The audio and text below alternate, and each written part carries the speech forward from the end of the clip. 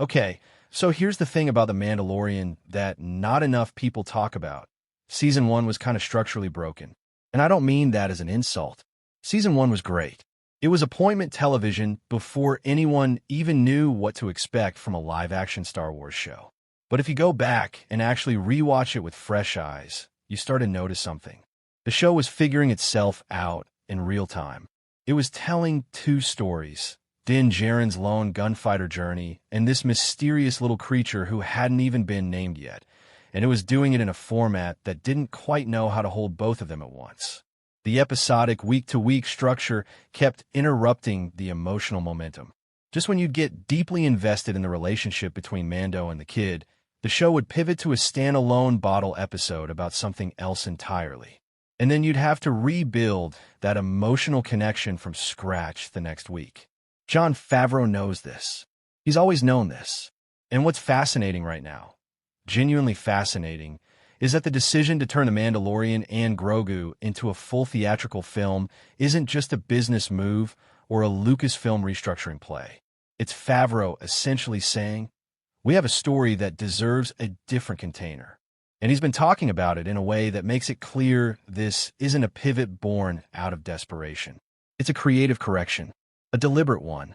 So let's dig into what he's actually said, what it means for the story, and why this moment might be more important for Star Wars' future than most people are giving it credit for. To understand why this movie format matters so much, you have to go back to what Season 1 was actually trying to do and where it ran into walls. The show launched as an anthology-adjacent Western. Din Djarin was a man of few words bouncing across the Outer Rim, taking jobs, living by a code. It was lean, it was stylish, and the formula worked beautifully until Grogu showed up and changed everything. Because the moment that little green hand reached out of the floating pram, the show stopped being a Western and started being something else entirely. It became a story about connection, about found family, about what it means to protect something you didn't ask to love. And that kind of story, the slow burn emotional kind, does not thrive inside a structure that keeps hitting the reset button every episode. You could feel the tension throughout Season 1.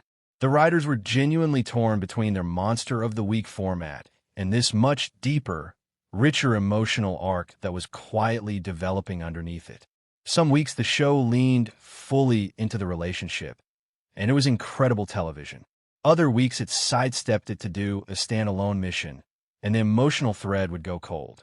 By the time Season 2 came around and the show found its footing, the serialized format had already cost them some of that intimacy. They had to rebuild momentum constantly. Favreau has talked in recent interviews about how the theatrical format completely reframes how they can approach character development. And what he's describing, if you read between the lines, is exactly this problem. A 2-hour film doesn't have to keep stopping and starting. It doesn't have to justify its existence week by week. It can build. It can breathe in one direction. And for a story that is fundamentally about the bond between a father figure and a child, a bond that needs sustained emotional pressure to work, that's not just convenient. It's essential. What Favreau has been signaling in his comments is something really specific and worth paying close attention to. He's talked about the theatrical format allowing them to approach the story with a different kind of intentionality. Not the here's a chapter, see you next week rhythm of streaming, but a unified arc where every scene is building towards something and nothing is filler. He's described the film as giving them space to answer questions that the series format kept deferring. And that word, deferring, is doing a lot of work here. Because if you're honest about the Disney Plus run of The Mandalorian, a significant chunk of what happened across those seasons was deferral. Questions about Grogu's past. Questions about what Din Djarin actually wants for himself beyond the next mission. Questions about where this relationship ultimately goes.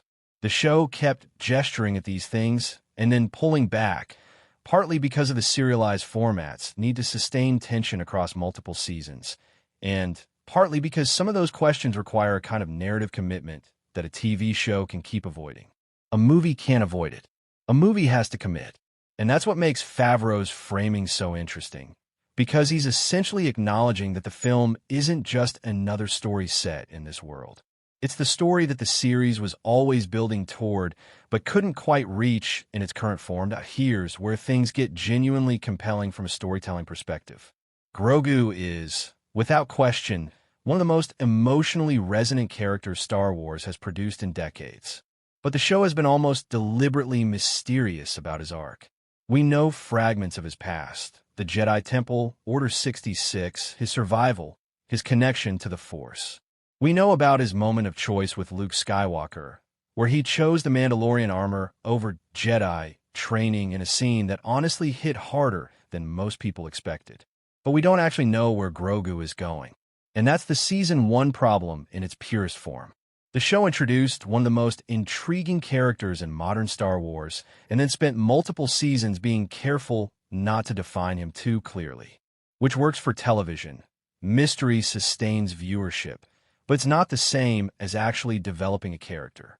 The movie, if Favreau's comments are taken seriously, is where that development finally happens. Where Grogu goes from being a mystery and a mascot to being an actual protagonist with a defined internal journey.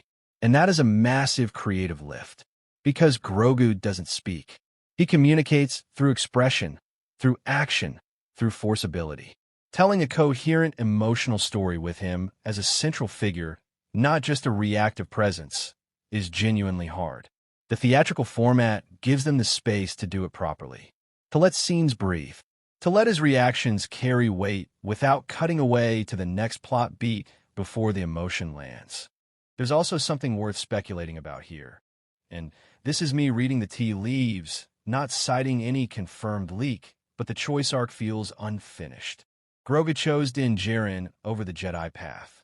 That decision has massive implications for who he becomes. Does he become something new? A Mandalorian Jedi hybrid that the lore hasn't quite seen before? Does his connection to the living Force develop outside traditional Jedi structure? The movie feels like the place where that question stops being deferred and actually gets answered. And if they handle it well, it could redefine what Grogu means to this franchise on a level that goes way beyond merchandise. Din Djarin's arc is equally interesting to think about in this context. Pedro Pascal has elevated the character enormously. The physical presence, the rare moments of emotional vulnerability beneath the helmet, and the series did meaningful work with his deconstruction of the Mandalorian creed. But again, the episodic format kept fragmenting his journey. He'd have a genuine breakthrough in one episode, and then the show would essentially park his character development for 2 or 3 episodes to handle other plot business. The movie format forces a tighter character arc. Din Djarin in a 2-hour film has to have a beginning, middle, and into his emotional journey within that runtime. There's no next season to push something into. Whatever he's wrestling with, his identity, his role as a father figure, his place within Mandalorian culture after everything that's happened, it has to come to some kind of resolution or at least meaningful evolution within the film. That's actually a scarier creative challenge than running another TV season. But it's also what makes it more exciting. Favreau has talked about the dynamic between Din and Grogu in ways that suggest the film is going to push their relationship into genuinely new territory. Not just protect the child as a driving motivation, but something more complex, a relationship that has matured and now faces different kinds of stakes. And again, that kind of nuanced relational storytelling works so much better in a contained cinematic format than in a serialized one that keeps needing external threats to justify its runtime, that it's worth stepping back for a second and thinking about what this decision signals for the broader streaming landscape, because it's actually kind of significant. Disney made a very deliberate choice to pause Season 4 of The Mandalorian and redirect that energy into a theatrical film. That is not a small thing. That is Lucasfilm and Disney saying, this story is worth more as a cinematic event than as a streaming continuation. In an era where streaming has been relentlessly devaluing theatrical experiences, where everything goes to a platform in 45 days and major IP gets released directly to streaming without even attempting a theatrical run, this is a meaningful countersignal. They're betting that The Mandalorian has enough cultural weight to bring audiences back to theaters in a genuine way. That the story of Din and Grogu is compelling enough as a theatrical proposition, not just a comfort watch streaming show. And honestly, they might be right. The nostalgia for the early seasons of The Mandalorian is real. The love for these characters is genuine. If the film delivers something that feels like a proper cinematic event, big stakes, emotional payoff, a visual scale that goes beyond what the volume stage could do on a Disney Plus budget, there's a real argument that this could be one of the bigger Star Wars moments in years. It also potentially reshapes what the future of the franchise looks like. If a theatrical Mandalorian film works, it opens a door to treating other Star Wars stories as genuine films rather than streaming chapters. That's a meaningful creative shift, and Favreau seems very aware of it. When you put it all together, what Favreau is describing isn't just a format change. It's a creative reckoning with something that's been quietly unresolved since the very beginning of The Mandalorian. The show always had a movie-sized emotional story at its core. The story of an unlikely family, of a man learning to feel again, of a child who somehow survived everything and found the one person in the galaxy who would never stop coming back for him. That story deserved a container that could hold it properly. The theatrical film is that container. And the fact that Favreau is thinking about it in those terms, as a solution to a storytelling problem, not just a business decision, is genuinely encouraging. It suggests that whatever The Mandalorian and Grogu ends up being, it's being made with real creative intention behind it. Whether it sticks the landing is a question for when we're actually sitting in that theater. But the thinking behind it, that's exactly what Star Wars needs right now. Not more content for content's sake, but a story told in the right format, at the right scale, with the right kind of emotional commitment. That's what Favreau is promising. And honestly, after everything this franchise has been through, it's hard not to be at least a little hopeful about that.